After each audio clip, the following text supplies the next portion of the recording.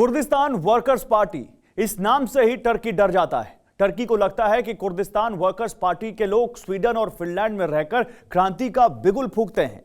इसीलिए अभी तक इन दोनों देशों को नेटो में एंट्री देने पर टर्की भड़का था। पुतिन को लग रहा था कि टर्की के होते हुए नेटो का ड्रीम प्रोजेक्ट कभी पूरा नहीं हो पाएगा। लेकिन अगले साल टर्की में चुनाव है और सत्ता वापसी के लिए टर्की के तुगलक ने फिर पलटी मार दी। देखिए टेलीसीरीज का ये episode Ankara, a trick to distract. June 2015, Syria.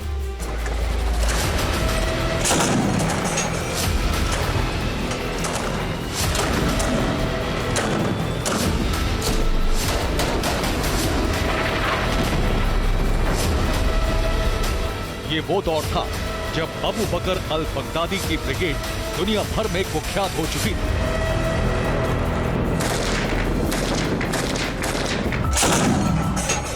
Iraq के कई शहरों पर इस्लामिक स्टेट का कब्जा हो चुका था, लेकिन सीरिया में हालात इससे भी बदतर हो चले थे। बगदादी के लड़ाके कुर्द मुसलमानों को चुन चुन कर मारने लगे।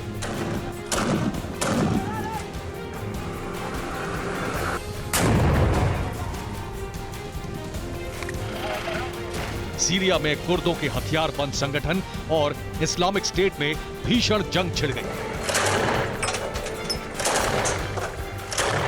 कुर्द महिलाओं ने भी हाथ में असॉल्ट राइफल पकड़कर टेरर कमांडर्स के छक्के छुड़ाने शुरू कर दिए।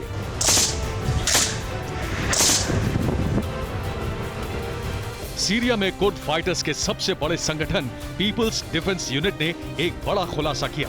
कुर्दों ने दावा किया कि तुर्की ने जानबूझकर सीरिया से मिलती हुई सरहद खोल रखी है ताकि इस्लामिक स्टेट में शामिल होने के लिए दुनिया भर के जिहादी सीरिया जा सकें और कुर्दों का नरसंहार कर सकें। इस नरसंहार का mastermind Abu Bakr al Baghdadi नहीं बल्कि तुर्की का राष्ट्रपति अर्दोआन था।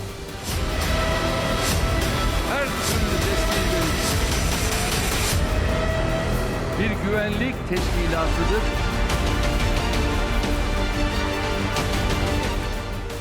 अर्दोआन के ऑपरेशन कुर्द का भंडा फूटा तो तुर्की खुलकर खेलने लगा। सीरिया के रोजावा में तुर्की की एयरफोर्स ने कुर्दिश फाइटर्स के ठिकाने पर बारूद बरसाने शुरू कर दिए। आप शायद यकीन न करें, लेकिन इराक और सीरिया में तुर्की की ये एयर स्ट्राइक आज भी जारी है। कुर्दों का नरसंहार आज भी जारी है।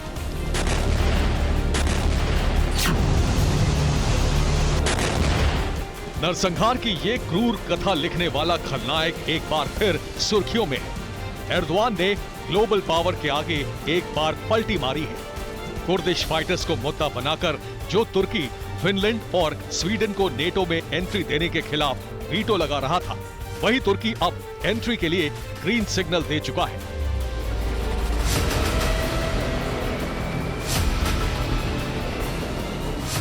जून को स्पेन की राजधानी मैड्रिड में नेटो की मेगा मीटिंग के दौरान तुर्की के राष्ट्रपति ने जिस तरह ब्रिटिश पीएम बोरिस जॉनसन के कंधे पर हाथ रखा, वो बताता है कि अब तुर्की रूस के रिमोट से नहीं बल्कि अमेरिका के हंटर से चलेगा।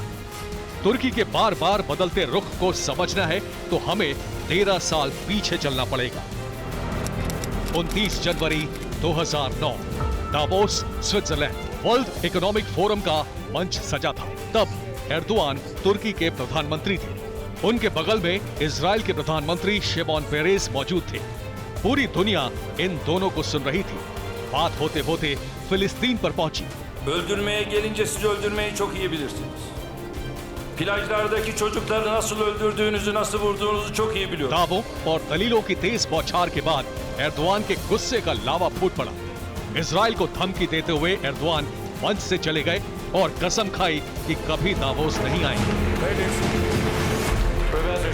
13 साल बीत गए। तुर्की और इजराइल के रिश्तों का यही सच आज भी कायम है। ये उस इंसान की फ्रस्ट्रेशन थी जो मिडिल ईस्ट का कैप्टन बनना चाहता था, लेकिन इजराइल के रहते भला ये कहां मुमकिन था। एर्दोआन ने न सिर्फ इजराइल से रिश्ते खराब किए बल्कि मिडिल ईस्ट और नॉर्थ अफ्रीका को वॉर जोन में बदल दिया।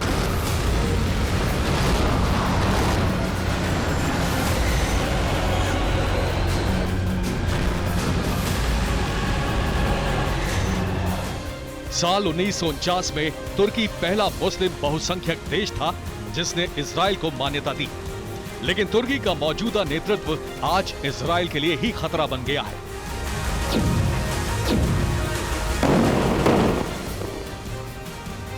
नेतन्याहू सरकार में इजरायली डिफेंस फोर्सेस की चीफ रहे मोशे यालोन ने सबूतों के साथ तुर्की पर आरोप लगाया था कि वो आतंकी संगठन हमास और ईरान के साथ जंगी साजिश रच रहा है, उनकी मदद कर रहा है। तुर्की की एंटी इजराइल साजिश पर एक सनसनीखेज खुलासा हुआ साल 2012 में। वॉशिंगटन पोस्ट के नामी पत्रकार डेविड रेनॉल्ड्स ने दावा किया कि तुर्की जानबूझकर ईरान में सक्रिय मोसाद एजेंट के नाम की लिस्ट ईरानी सेना को लीक कर रहा है।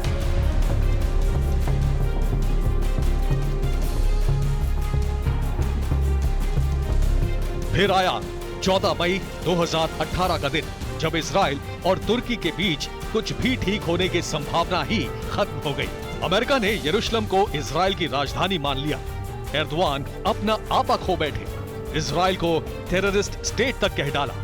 यरूशलेम के मुद्दे पर तुर्की में 3 दिन तक राष्ट्रीय शोक मना। उसके बाद तो बेंजामिन नेतन्याहू ने एर्दोआन के कट्टरपंथी चेहरे को ट्वीट कर करके एक्सपोज कर दिया।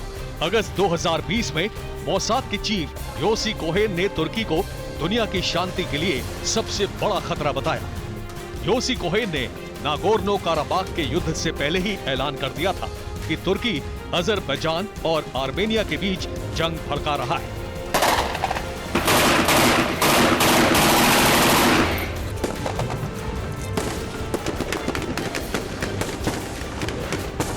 मिडिल ईस्ट में बादशाहत और कुर्द क्रांति को कुचलने की हसरत में एर्दोआन रूस और अमेरिका दोनों से डील कर रहे थे।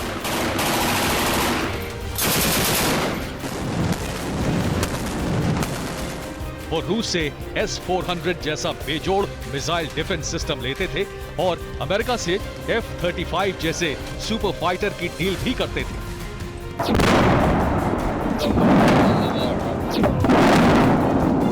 तुर्की के TB2 ड्रोन के दम पर यूक्रेन की सेना ने पुतिन आर्मी पर प्रचंड प्रहार किए।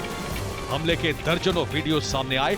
इस वजह से भी रूस तुर्की से नाराज था और अब तो ये नाराजगी सारी हदें पार कर चुकी है।